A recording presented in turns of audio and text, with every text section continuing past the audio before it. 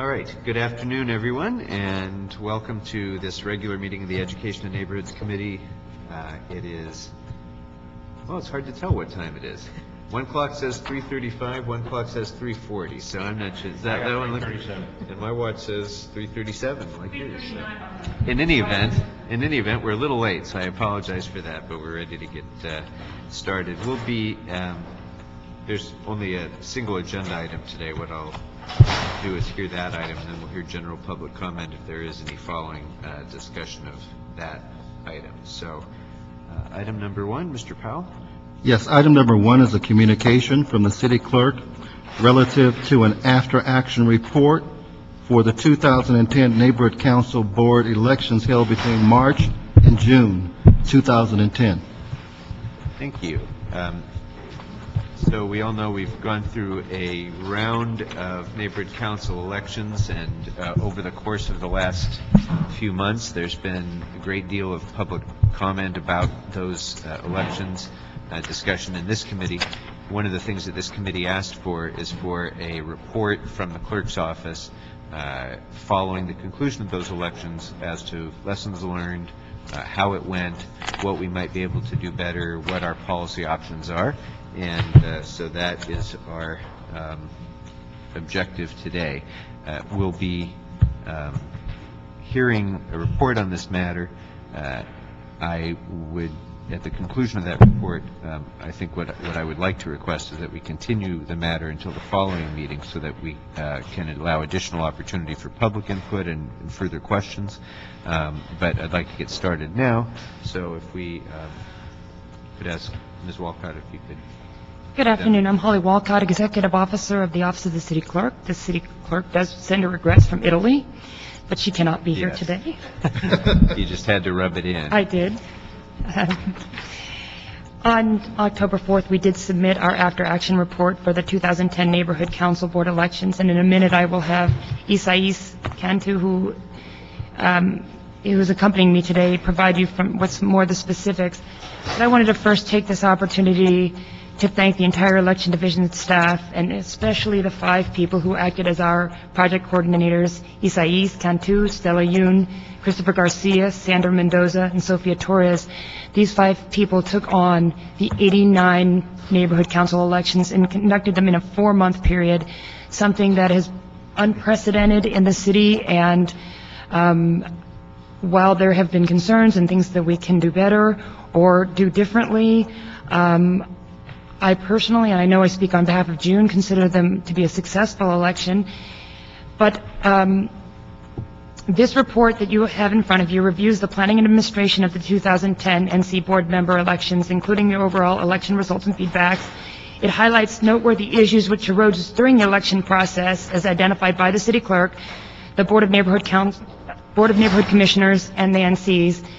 There is a cost analysis included, and the options are that for a go-forward plan for 2012 is also included. One of the reasons, well, the key reason that the city clerk took on the neighborhood council election was that the result of the 2007 report from the NCRC Review Commission. They were concerned about the amount of resources and delays that Dunn had to expend putting on the neighborhood council election when Dunn was doing the elections. They were not occurring, and they were not occurring in a timely way. And many of the council offices were receiving hundreds of complaints and having to mediate many of the elections.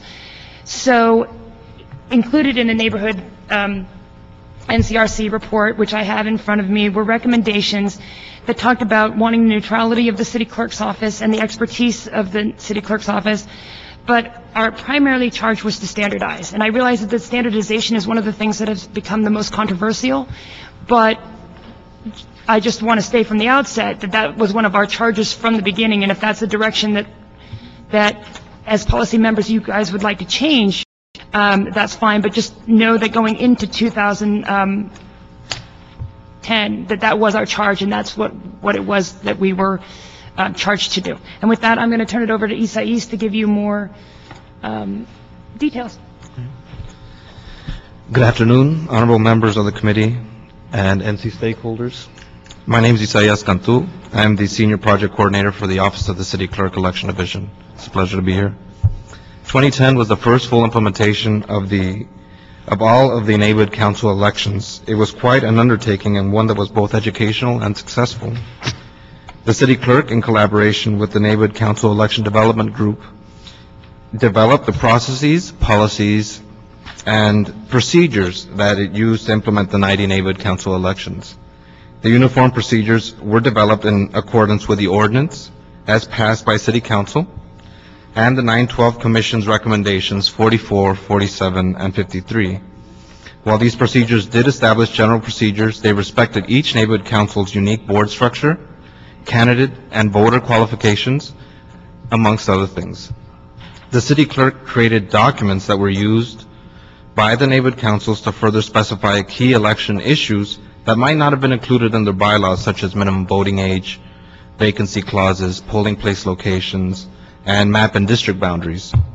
Where the NC did not submit these documents, the City Clerk, in collaboration, again with the NC Election Development Group, adopted default values that would be incorporated into an NC's election procedures. In the absence of the documents from the NC or specificity in the neighborhood council's bylaws. These default values were used for 8 neighborhood councils, the majority of which agreed with the values and consciously decided to accept them by default. The City Clerk recruited 90 neighborhood council polling places, the overwhelming majority of them at no cost to the City of Los Angeles. We have found that there is room for improving this process and providing an option for the NCs to pay for their own, and it's one of our suggestions for 2012. For the 2010 neighborhood council elections, the City Clerk created materials such as ballots, maps, signage, and many other election-related forms and documents. A special note was the development of the ballot development database that linked the candidate filing process, the ballot creation, and tally processes into a streamlined process. This process was developed from scratch by the systems personnel for the City of Los Angeles and is used with the scanning hardware that we purchased. The results of the 2010 neighborhood council elections were that a total of 21,623 persons voted for the 1,580 open neighborhood council board seats. Running for these seats were 1,423 candidates appearing on the ballot and 246 write-in candidates for a total of 1,669 candidates. The City Clerk produced 361 unique ballot types. Although the majority of neighborhood councils did have one ballot type, some required as many as 21 different ballots. We had a total of 37 neighborhood council stakeholders express an interest in volunteering to be poll workers. However, only 15 actually attended the training and served on election day as volunteers. 11 of the original 37 canceled or did not show up on election day, and 6 were disqualified from working in the NC because they were candidates or related to candidates and chose not to vote or not to work in any other neighborhood council once given the option. The challenge review panel heard 13 challenges, all of which were resolved without the need to hold a recount or redo an election. In order to compile feedback regarding our implementation of the neighborhood council elections, the City Clerk distributed 2 surveys to 2 different pool of recipients. The Election Day survey collected data from 3,919 stakeholders who voted on Election Day, and a follow-up listserv survey collected data from 162 of the 985 persons on our listserv, 87% of which were candidates who were running for for neighborhood council office or seat. On a scale of 1 to 10, where 10 is the best, the Election Day survey resulted in an average rating of 7.8 by stakeholders regarding how they felt the City Clerk held the elections. Voters described polling place staff as organized, professional, and helpful. The voting process was described as quick and efficient. However, voters expressed concerns about aggressive campaign tactics. Principally, there seems to be concerns with what should be defined as electioneering. During municipal elections, electioneering is considered campaigning within 100 feet of the door to the entrance to the room where voting is taking place. Activities outside the 100 feet are considered campaigning and are permissible. However, based on the challenges we received and feedback from NC leaders, it is likely that what is considered electioneering should be revisited and redefined for neighborhood council elections. During the pardon? Just a little bit more, explain what you mean by that. Yeah. Okay. Why? What was the... Some of the concerns on the part of the stakeholders were that, for example, some of the candidates were campaigning too close to the 100 feet. curbside voting location. So, for example, at Westwood Neighborhood Council, for example, we did have 100 feet at the doors to the entrance to the recreation center. However, we had a curbside voting location. Oh. So even though the candidates were outside the 100 feet, they were within 100 feet of the curbside voting location. Now, we had discussed with the candidates who were interested in doing that, that was within permissible campaigning area. But some of the concerns on the part of the stakeholders were that that didn't seem right. It was permissible. It might have been permissible according to the city clerk and the rules that we use for municipal elections, but it didn't seem right. It didn't sit well with some of the stakeholders. I can give another example. I know that when I pulled up to one of the Valley locations, and I was clearly outside the 100-foot mark because I was just pulling into the parking lot, and of course, they don't know I'm just another person showing up to vote. And, I was ambushed at my car. I mean, there was, now, it's not, they didn't do anything illegal. Right. And clearly I just said, I'm the city clerk, so I'm not voting anyway. And then, of course, they had no interest in me. But there was some pretty aggressive campaigning going on. That there are people who object to, being treated that way. In front of the fire station on Burbank, where there was the Woodland Hills, they were in the driveway as you entered the fire station. Correct. Right, correct. That's one of, directly that's you went. Is one that of the one the, you talked about? no, but I was there, I thought they were candidates, which I thought was inappropriate. Right. but it was outside, if they were outside the 100-foot mark, they would have been okay. But what Izzy is essentially saying is maybe we need to establish a greater distance for neighborhood council elections, because in municipal elections, the chances of somebody campaigning at every single poll site is slim, whereas much greater at a neighborhood council election site. Right. Sorry, didn't mean to take you off track. Go ahead. Right. During the 4 regional feedback meetings conducted by the city clerk, we received the following concerns. There were general concerns regarding outreach, the vote by mail process, and the factual basis stakeholder definition. Participants expressed satisfaction with the communication process between the city clerk and the neighborhood councils. However, there was a great deal of concern regarding the challenge process. Stakeholders wanted access to the meetings, and challengers wanted the ability to be able to provide testimony during the meetings. The challenge process was developed by the city clerk based on the process that had been previously used by Dunn, which had never provided for an open setting. The city clerk then married this with the need to protect the panelists from being pressured into making decisions when in front of stakeholders or the defendants or challenger or challengee. This issue should be reconsidered should the city clerk be asked to implement the 2012 NC elections. The city clerk developed a standardized election process that was based on the same model that had been previously used at Dunn. The citywide election procedures for neighborhood council elections, the document used as the basis for our own structure, was developed by the neighborhood councils and Frank Martinez over the course of a year. A great deal of the standardization was already in place prior to the city clerk being directed to implement the NC elections. The differences would be more nuts and bolts issues, such as candidates and their certification process and procedural deadlines. Based on the feedback from neighborhood councils and our own experience, the city clerk does recommend restricting neighborhood council election days from coinciding with non-NC election days, and would suggest exploring how to adjust the process to make accommodations for NCs with religious or large stakeholder groups who could be disenfranchised by selection of certain election days, such as a Saturday that might affect Orthodox Jewish community. Or in the case of universities, a day that's outside the time when a university would be in session or a college, which was what we found with USC and which might be an issue for UCLA or Northridge campus. Northworthy election issues. During the implementation of the 2010 NC elections, the city clerk did find some issues with 3 key items.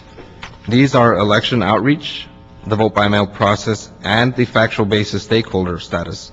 Our report contains suggestions to consider for future NC elections. I believe some of these issues are being addressed by the Board of Neighborhood Commissioners and the neighborhood councils, and we commend them on their proactive work. The NC election costs, as requested by the members of the Education and Neighborhood Committee, the city clerk has come up with a cost evaluation for the 2010 NC elections. Of the budgeted $1.9 million it was provided, the city clerk used $1,147,476.68. Thanks to cost-saving measures, the city clerk was able to return 39.8% of the budget it was provided.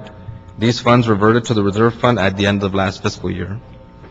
The cost-saving measures taken by the city clerk range from emphasizing that staff adjust their schedules for hours worked in excess of their regular working hours to using outdated or surplus supplies that were held by the election division for municipal elections. Furthermore, the report includes suggestions for how future NC board member election costs can be minimized. Finally, our report provides feedback collected back during our NC feedback meetings, wherein the city clerk discussed possible options for implementing the 2012 NC elections. Amongst the options discussed were 1. NCs conducting their own elections, 2. The NCs conducting their own elections with the city clerk acting as an independent election administrator, 3. The NCs opting to have either the city clerk or the Department of Neighborhood Empowerment holding their elections, 4. The city clerk continuing to hold the elections, or 5. Either the Department of Neighborhood Empowerment or the city clerk contracting the elections out. The report provides the pros and cons as provided to us by the NC leaders during the meetings. The city clerk is supportive of all of these options except for option 3 because of the potential for the process to become unwieldy, confusing, and likely will not have cost-effective outcome. In conclusion, the method for conducting the NC elections in the future is a policy decision for the City Council to consider and the Mayor. The City Clerk therefore submits the previously mentioned 5 options for consideration and the report. We are available to answer any questions at this time if it so pleases the members of the committee. All right, thank you. Questions about the report, Ms. Hahn? Yeah. So overall, I mean, I think getting a, what was a 7 point out of 10, 1 out of 10, what was it, what was the approval rating? What was it? 7.8. Yeah, 7.8, so almost 8 out of 10, you know, approval rating, for lack of a better term, is very positive, I think. One of the things, I mean, there's always going to be, I mean, I can already tell there's people here from the public that probably didn't have a good experience, and I'm sure we'll have time to hear from that. But overall, I will tell you from my vantage point on this committee, the challenges to these elections were minuscule compared to the way it was when Dunn was running the elections. It was, in fact, we had committee meetings that's all we did was hear challenges. That's the point where people were so upset in neighborhood councils. Remember, they were resigning. They were like, if this board gets seated, I'm not doing it anymore. There was one group that wanted to form their own neighborhood council, and they weren't going to even acknowledge. The challenges to the elections under the old process, I think, were huge. In fact, there were some neighborhood councils that could not move beyond the election problems. They could not move beyond their frustrations with how they were run, with who got elected, and to even do we used to tell them, your neighborhood councils are here to do the work of your community. And if you are so bogged down by the elections, you're never going to be able to do, you know, what we think you're empowered to do. So from my vantage point, it sort of, you know, nothing's ever going to be perfect. But to me, having the city clerk run these elections really removed it from the angst and the personal frustrations that so many of our neighborhood, I feel like the city clerk allowed neighborhood councils to get on with doing the work of neighborhood councils and not have to be so involved in their own elections. So, I still think it makes sense, to have the city clerk run. So overall, do we know how many challenges were to this last round of elections? There were 13 that were processed by the city clerk. 13. See, we had so many more. Again, this committee, before you were here, that's all we dealt with was challenges to elections. Month after month after month. They didn't go away. Some of them were never resolved.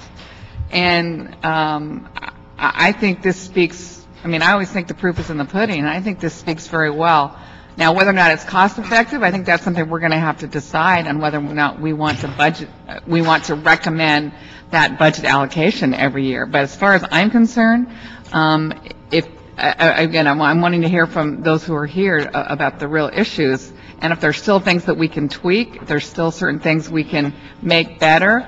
But I also think, I kind of one of those who believes one election cycle is probably not enough to make a complete either endorsement or ready to make a change. I would like to see this go through the 2012 cycle, and then, decide going forward, is this what we want to continue with? But from my vantage point, I like having the city clerk does it. You're kind of an independent, agency that's not involved in any way in any personalities with the neighborhood councils. You really don't have a stake in any of the outcomes, and it's professional, it's well run, and I like the fact that the majority of neighborhood councils were not hung up on the process of the election. I think that bodes well for what we want neighborhood councils to be involved in, and that's doing the work of their community.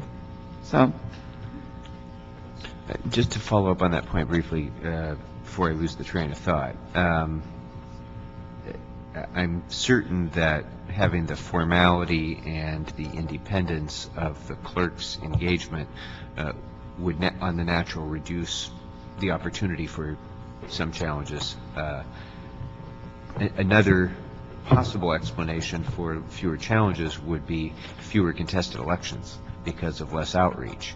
And I wonder if you can compare the number of candidates who ran this time compared to previous elections, because I think one of the things we've heard widely is with the money being devoted to running the election, there was less that was able to be spent to do outreach to encourage people to get involved, which would have created more contested elections, which would have created more opportunity for challenges. And I don't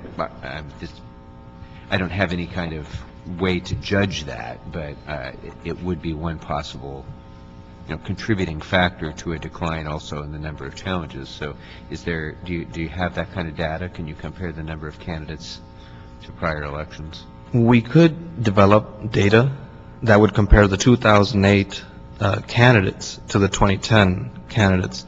And one of the things that we did notice was that in 2008 there was a sense that there were more candidates out there because they were informed by the 2 mailers that the city clerk sent out to every household within each neighborhood council. Whereas one of the issues that we saw with the feedback meetings and with the survey results was that people hadn't heard about the election. So they couldn't run or couldn't vote. Yeah. But we can compile that information and provide some sort of data. From 2008, but not from prior to 2008. Correct. Just We don't 2008. have the done information. I don't know that it was ever compiled in one place in as much as they were all individually run elections. But we have I the see. 22 that we did in 2008 that we can compare. I don't know if Dunn has anything prior to that. We can check with them. and I will say outreach has always been a problem for neighborhood councils. Even when neighborhood councils were running their own elections, it was about outreach. And we heard a ton of complaints that there was never enough outreach. So I think outreach has always been an issue for neighborhood councils, and that's something I would really like to explore on how we do that better, because, but we heard complaints on outreach when neighborhood councils were doing their own elections. It never seems to be enough outreach. And refresh my memory, under this system, who was responsible for outreach? City clerks? Dunn and the neighborhood councils themselves. During the budget debate, that's when the outreach money was cut. So Dunn was responsible for the outreach. Dunn and the neighborhood council. And the neighborhood councils. And when the budget happened, that's We what got had cut. originally proposed to take it on because it was successful in 2008 with, as Easy stated, the 2 mailers. Right. And we had planned both the 2 mailers for 2010 and also media outreach. Right. However, that was part of the $4 million that we were beaten up quite badly for suggesting we spend that much money. Right. You had proposed a vote by mail system as well, which was. There was also vote by mail included, What was- which was $500,000, and there was a media campaign for $500,000. So that was $1 million, part of the cut that we sustained. And then at that point of time, it was decided that the Department of Neighborhood Empowerment and the NCs would be responsible for the outreach. Okay, so their complaint about outreach is really about Dunn and, Well, and neither, they were not, in defense of Dunn, they were not provided any additional resources to do it. Right. So they would have had to do it with existing resources. right. Do you have a cost for what 2 mailers per household was for each neighborhood council? We can come back with that information. Yeah, not off the top of my head. Right. Because you did that, is what you're saying, in 2008. Yes, we did. Yeah, I'd like to know the cost of that. And then, again, moving forward, that might be something we look at in terms of a shared cost. Because I do think outreach is critical, but it's always been a problem. One of the things that the Valley, some of the Valley neighborhood councils did is they pulled their resources together, and that seemed to also be a successful model. When neighborhood councils in the same region worked together, so that they could, if they had the same election day, they could share their resources and send out mailers to try and encourage the vote. And in fairness to this process and all involved in it, municipal elections Yeah. for city council candidates have vast resources for outreach. They have campaigns with organized get out the vote efforts. They have people standing in front of every grocery store. They have ads on TV. They have mailers to every household. And we're lucky if we get 15% turnout. So let's also keep it in the Good point. context that Right, correct. this is an uphill battle for every election, for every office. Good Mr. point. Zine? I think it's more like, we're lucky if we get 16%. I thought you said 50? 15. Oh, 15, okay, so we're only a short way off. You're absolutely right with that. The 1.9 million has always troubled me, that we appropriated that much in these hard economic times. So apathy obviously is prevalent. We'll probably find that next month when the election comes around once again, to show how much apathy is out there. I don't know, medical marijuana is on there. Legalizing marijuana is on there. Maybe they'll be loaded and won't vote, we don't know. But if we did a mail campaign, just a strict mail campaign, have we looked at that for neighborhood councils? And just have simply, like Burbank, I think they have a vote by mail campaign. Did we cost that factor out? You're talking about if we were to do it, just vote by mail? Just vote by mail for neighborhood councils. That was one of the options. We haven't, I don't know that we have cost figures right now. We can get them. But that was under the option of contracting it out, because for example, what Hawaii does telephone and computer. So you send out the ballots to all the voters, whoever's registered, and then they can either call in their vote or through computer. So How's it work in Hawaii? That's how it worked. No, how does it work? That's how they did it. How does it work? Oh, no, it worked. I mean, again, their only problem was outreach. It worked very well as opposed to the tabulation of the votes and doing it inexpensively, but What kind of percentage? the issue for us would be we'd have to have a registered voter system. We'd have to have some way to register the voters. Don't we have that? Yeah, there was a dropout in the turnout, but We have that for the there was regular no vote. outreach. Not There was no outreach. We have it for the regular, but not for neighborhood councils, because it's, We actually had compiled a budget exercise that just looked at straight vote by mail for the neighborhood council elections, but there was no cost savings. It was minimal cost savings because of the level of verification, the number of employees that we had to hire to verify each of the Right. ballots that came in. Especially with the definition of stakeholder, I think it would be very, very difficult to register everyone who had a right to vote in a particular neighborhood council, live, work, play, Right. or have an interest in. I don't see how you capture that universe. Well, that would definitely be a challenge. What about languages? How many different languages were the ballots? Well, there was English ballots only. What about for the other speaking communities? We had language assistance available that the neighborhood councils could request, as well as most of the voting instructions were also able to be requested by the neighborhood councils to be translated into 2 languages. Was that well used? That was used by a small number of neighborhood councils. Not very many. Not very many. So they excluded a large population. Generally on site, we had language assistance for each community that required it. For example, in Pico Union, we had many Korean speakers on site. When we did the downtown, we had 7 languages there that day. Was there a big use of that? Absolutely. There was. So they were Absolutely. We turning did out. staff our polling places with language-specific staff, so even if the neighborhood council did not request to have language assistance, we did provide it if we had them on staff. And then the other aspect, it's like in school where you turn your test to your neighbor and your neighbor grades it and you grade theirs. Did we ever look at one neighborhood council run an election for another neighborhood council and a joint neighborhood council? Like Silver Lake run it for... All right, We have not looked at that, let's do Tarzana and West Hills.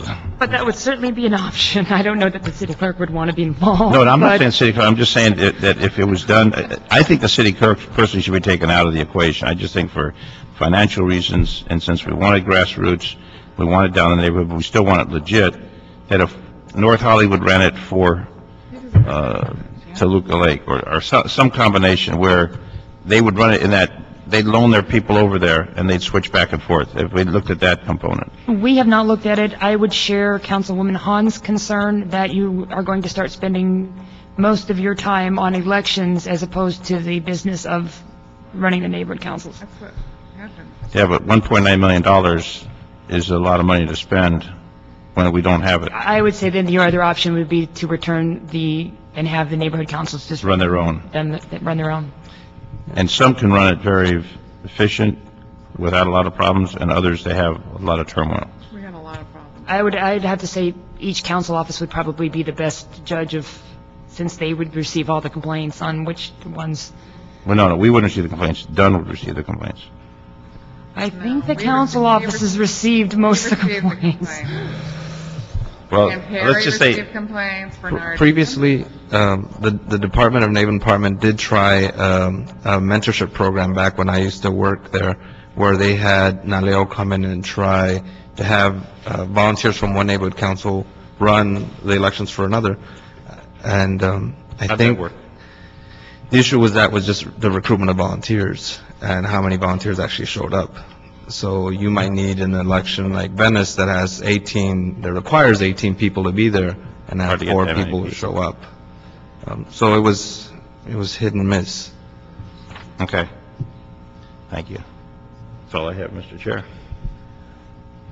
Of the 1.17 million or so that was actually spent, can you make an estimate of how much of that would have been non-recurring? In other words, how much of that would have been one-time expenditures for software development, creation of systems, purchase of durable items, that sort of thing that would be able to be utilized in future elections as a cost reduction measure? Let's see. You know the answer?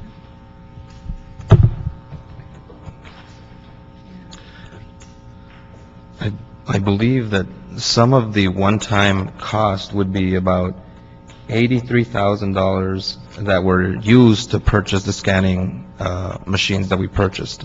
That I can identify right off the bat. Others, I would have to come back to be able to say exactly how much is a one-time expense. Could you have a look at that, and then when next time we get together, because I think that Yeah, good information. it may be a little, it may be a lot, but I think inevitably the second time you do it, it will be less expensive than the first time you do it. Right. So, Again, that's if we do not do vote by mail and do not do right. outreach. All other things remaining equal. Right. Yeah, so. Anything else? Well, I was going to ask, I wanted to discuss a little bit the option 2. Neighborhood councils to conduct their own elections with city clerk staff serving as the independent administrators. How would that work, and what kind of a cost is that to the city clerk staff to staff that? How would that exactly work? And what would be, I mean, I could see what the advantages and disadvantages are, but. The majority of the savings Yeah. in that perspective would be to staffing costs on election day. We'd still have the same supply costs, we'd still have to do the tallying, but the savings would be strictly in how many people we have there on election day, or wouldn't, because the supposed participation of the neighborhood council would be to recruit their own volunteers to work their own elections. And independent administrators, the IAs, would just be handled by the city clerk. Correct. We would be fulfilling the role of the IEA. Right. So But you'd still have the cost correct. of, We would show up on election day and act in a supervisory role to be able to provide the know-how on how elections should be run, while the neighborhood council actually staffs the poll themselves. So it's. I think you would probably think we might as well be doing the whole thing if we're going to be doing that role. If you're basically going to tell them how to do it, you might as well do it. It would make sense. Okay. So of the various options that are presented for going forward in your analysis, did you break out the estimated costs for those different options? For some of those costs, I believe the report did have Attachment E. did have some costs associated with them for each one of the options. There's some we didn't know if, for example, having done do it or having them do themselves, obviously we wouldn't know what the costs are, but our costs are listed in attachment E. The other costs we do not have at this point is we would have to go, either us or then would have to go out to RFP if you wanted it contracted out, so we wouldn't know until we received bids on what a independent vendor would charge to do it. But our costs are in attachment E. Again, budgeted, there's always some padding built into budgeting. Right. And attachment E does not include a budget for option 1 or 3. 1 because it would be the neighborhood councils who would run their own elections. Right. And option 3 because that would be based on whether neighborhood councils opt in or opt out. And that's Right. the one we recommend, we do not Right. recommend. Right. Thank you very much. I see Mr. Kim is here. Mr. Kim, have you had an opportunity to review the report, and are there any comments that you'd like to provide? And representatives from the CAO or CLA, anybody like to provide any further comments?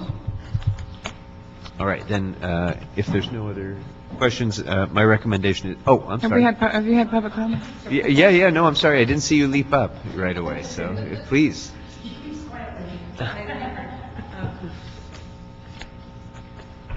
Mr. Chairman, Terry Sauer with the CAO's office. I did have an opportunity to sort of skim that. We're committed to working with the clerk and the department and your office to, moving the next cycle forward. Obviously, funding for some option will have to be allocated as part of the annual budget process. At this point, I think we're neutral on what option that would be, but we're committed to working with the staff of all the stakeholders and making sure that funding is available as we go forward. Paul Smith, CLA. I would first of all like to say thank the clerk for an exceedingly well-documented presentation on their actions during the election process. And I will say that some of the complications that arose through it were actually outreach connected problems. How do you tell the community that you have this agency there and they're having an election and they need folks to participate? One of the things I have seen, though, from time to time is NCs do street banner programs. and we could have had a program with street banners that say, when we do the next election cycle, that this is happening, so occurring, these will be the locations, that kind of stuff. So the street banner program is another tool that we could utilize to articulate what's happening, get the participation of the neighborhoods and the communities and the people involved. And on the election process and the options, so we've already had initiated some conversations with your staff and the CAO about going forward, looking at the costs, looking at the various things that you've already discussed today, and we'll work with your staff and trying to come back with something that makes sense. The HKM General Manager for Neighborhood Empowerment. I'm going to take the unusual official position for a general manager who's always arguing for staff positions by saying officially, we are not interested in administering the elections again. The original recommendation of the NCRC was to transfer the elections to a professional department that's professionally runs neighborhood council elections. And I think for the most part, as Councilwoman Hahn had stated, that they were pretty professionally run. We will do as the council directs. When we were administering elections, and there were many questions coming from this committee in terms of costs, comparing ours to the city clerks, and it's a little bit like comparing apples and oranges because we're not professional election administrators. And for the most part, I think the neighborhood council system benefited by having professionally run elections. You've got systems, and as Holly stated before, standardizing anything with neighborhood councils is going to be controversial. So while I would recommend that there be perhaps some more flexibility in administering future elections, perhaps involving neighborhood councils more on the front end to say, okay, what went wrong, what went right? I think the city clerk did a good job of doing that, but may want to incorporate. One of the issues that I hear frequently is the relationship between neighborhood council bylaws and how their members are to be elected, and how that contrasted with the city clerk's authority to run elections citywide. So that was one of the controversial issues I heard. And then lastly, I would support some kind of approach to increasing outreach for neighborhood councils, because I think that is one of the Achilles heels of the neighborhood council system that we try to use. And that's what we did when we were working with every neighborhood council, the coalitions that formed to do outreach on a regional basis. I would encourage a policy, and our commission is going to look at that as well, in terms of how do we get neighborhood councils to use elections as the outreach opportunity to get more people involved in their neighborhood councils. Thank you. Thank you. And I do want to echo the comments that I think, given the task that was assigned to the Office of the City Clerk, they really did a tremendously professional job with great expertise, as we would expect. I think the question, and so my compliments really, under trying circumstances, and despite changes in policy direction, throughout the process, right up to and including the summer in which you were conducting the elections, it was a lot to ask, and the clerk's office did a great job. What's going to be the hard question for us is whether that's the right policy, and whether it's the right fit for elections for a grassroots, neighborhood-based empowerment movement to have the formality and professionalism of a clerk-run election. And I don't know that we have hit the perfect answer to that question yet, but it'll be part of a continuing dialogue, and I'm going to recommend that we bring this back again. We just continue this matter, hold it in committee until our next meeting, have further dialogue about it, and consider options for action then. But thank you all very much. Thank you for your input. And that brings us to public comment on this matter. And I think we can just blend general public comment and comment on this matter together. If there's anybody else who has any cards, please bring them up. Our first speaker, and let's do 2 minutes per person. Our first speaker will be Judy Price.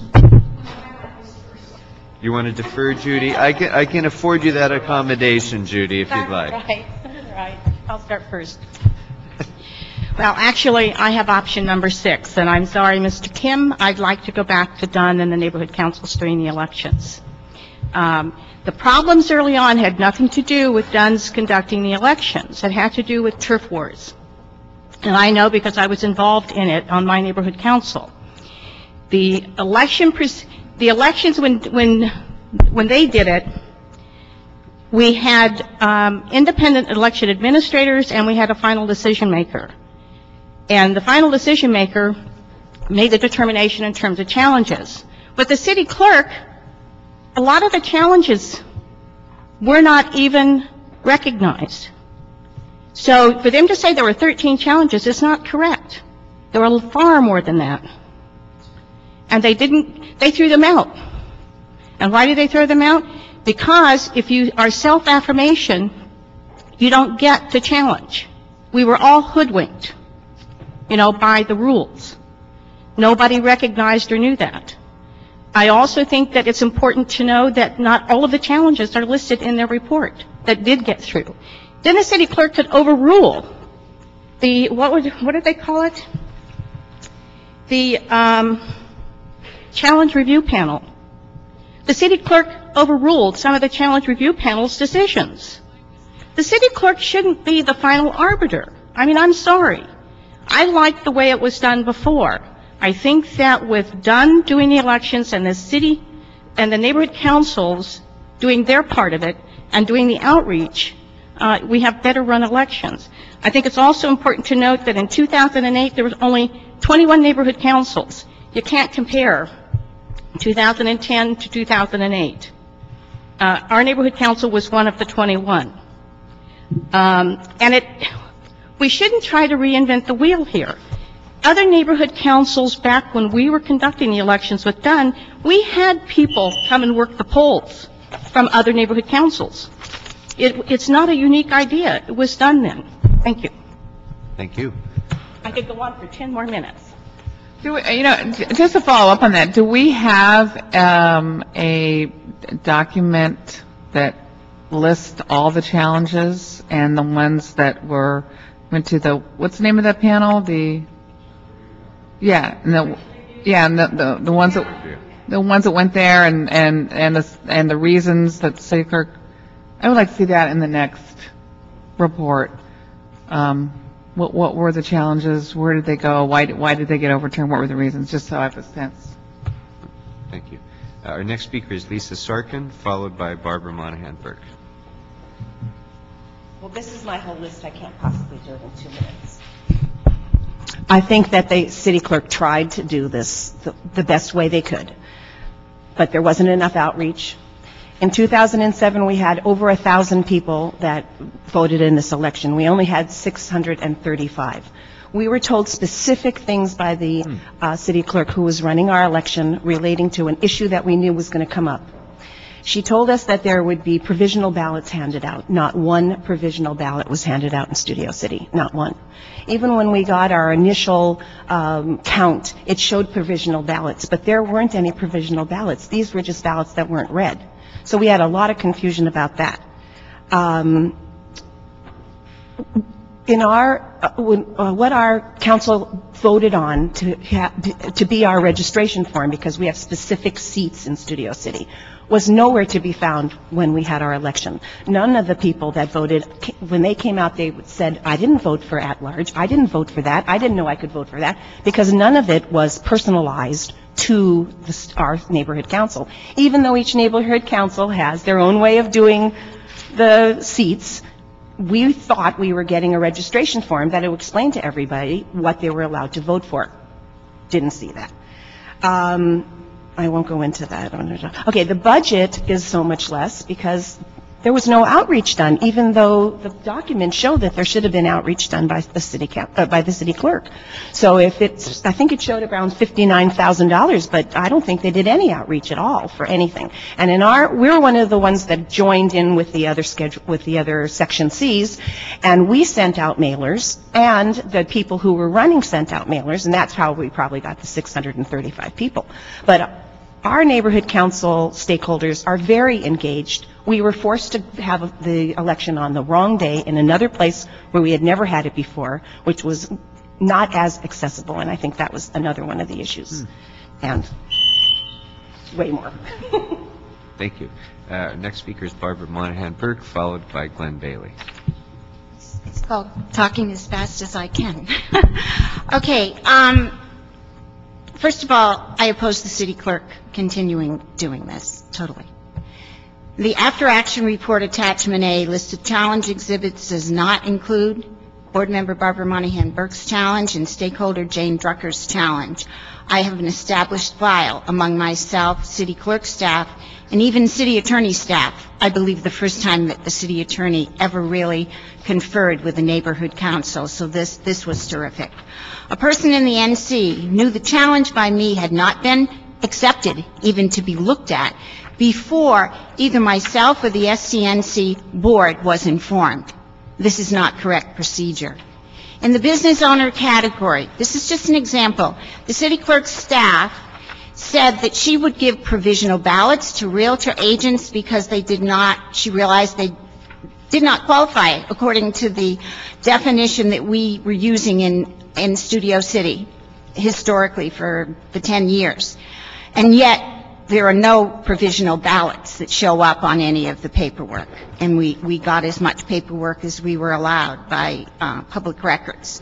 So, you know, a lot of this is really wrong. And this is just one category.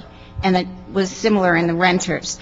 The non-compliance with our historical definition tipped our election in that particular category. Electioneering was not controlled by staff. Others and I had to totally go back in over and over and over to say, you've got people just a few feet from the front door electioneering, very major people. This is unacceptable. Took a long time to get a posting where it should have been. In addition, I'm just going to be real quick on this. We were really thrilled that the city attorney did at least look at this, but they had the neighborhood council and the city clerk. There should be two different staff members of the city attorney to do anything like this because there's a conflict of interest. It is terrific that Carmen Trutonich's division at least listened to us as a neighborhood council on this, and I do have a file to do with the paperwork. It's a first, but we shouldn't be second place to the city attorney. Thank you. I agree. Thank you. Our final speaker is Glenn Bailey. Mr. Bailey.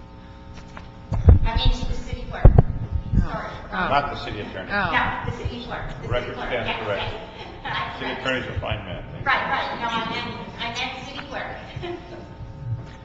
Good afternoon, council members. My name is Glenn Bailey. I'm a board member of the Encino Neighborhood Council. First of all, a couple comments. When this was discussed several months ago, we asked and were promised that the report of the city clerk would be available way in advance of the meeting. It only came out, I think, on Friday, and many people I've spoken to were unable to open it because it's over 600 pages in length. It should be divided up with the initial 13-page report plus individually attachments, the various attachments, so that people are able to actually open it up. And again, having an opportunity for the various neighborhood councils themselves, the alliances of neighborhood councils, individual members and stakeholders to review this is important. But it's got to be accessible, and it's not for many people, including myself right now. The dollar amount and the number of votes works out to $53.07 a vote. Take out the purchase of scanning equipment, down to about $49 a vote. A lot of money, in my opinion, for neighborhood council elections. Actually, let me just say one thing. City clerk spent 15 minutes during presentation. You spent 40 minutes with the staff. To give neighborhood council representatives only 8 minutes, to me, is really a slap in our face. And I know you normally do 2 minutes, but that's really not fair. Especially some of us have had a lot of time and experience in this and been doing this for many years. I've spoken to you before about the volunteer situation, Region A. They told people that they had to do the training 2 weeks before the election was held, but but they said you have to do it 30 days, so they had 0 volunteers for Region A. The Election Development Group, I did participate in that, but they changed the policies after the fact and didn't give notice to neighborhood councils of that. The election challenges, I actually served on one of the election review challenge panels. The city clerk did overturn one of our challenges that we were unanimous on, including a bonk commissioner, and it said that the decision of the election review challenge was final. What part of final don't they understand? They overturned it. The deadlines, and this is maybe not as far as who's doing it, but part of the bureaucratic mentality of this is many neighborhood councils didn't know if they had enough candidates to fill their seats because it wasn't posted on a real-time basis, and so therefore, you know, they could have moved people around. Same thing with the write-in candidates 30 days before the election. I mean, a real election for Congress and City Council, I think you can do it less than 30 days if you wanted to fill in vacant seats. There's a couple things that, and the issue of the challenges brought up, I think that was a good one. The other issue with regards to the election day selection, yes, it was selected by neighborhood councils, but it was selected downtown on a caucus day where people had to go downtown in order to make that selection. It wasn't each individual council made that selection. It was a group, it was by majority of that. And so therefore, you know, some people win, some people lose, unless it was unanimous. So please keep that in mind as far as complaints about the actual election day. Yeah. Okay. I guess I'll. Yeah. Thank you, Mr. Bailey. I just in brief response. You know, I always go out of my way to make sure that everybody has an opportunity to have a full say on every issue.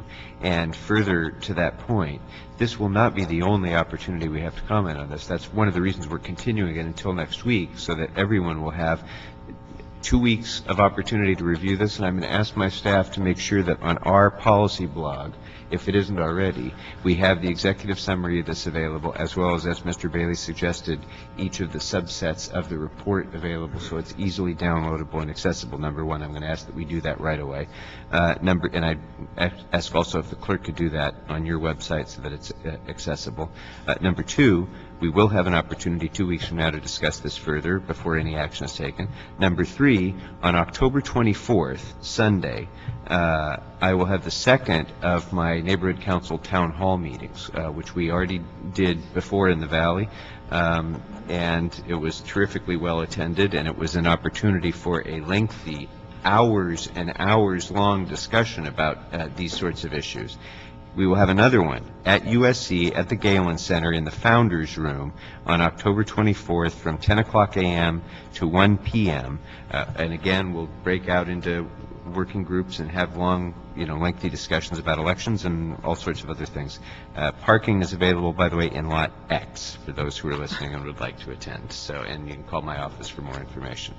So, a number of other opportunities to talk about this before any action whatsoever is taken. Just 2 minutes is really difficult to delve into the complexities of these for those of us who have been involved with it for many years, and to help this committee understand those complexities. I get that, and that's true of every single issue we deal with, which is why, I try to provide as many opportunities for lengthier discussion outside of the formality of these meetings when we're necessarily constrained by the limitations of time. So, and the Brown Act and fairness to all and all of those other things that make this a little bit difficult to have a conversation. So with that, if there's nothing further, we will be continuing this matter until next week, and until the next meeting, and this meeting is adjourned. Thank you. Thank you.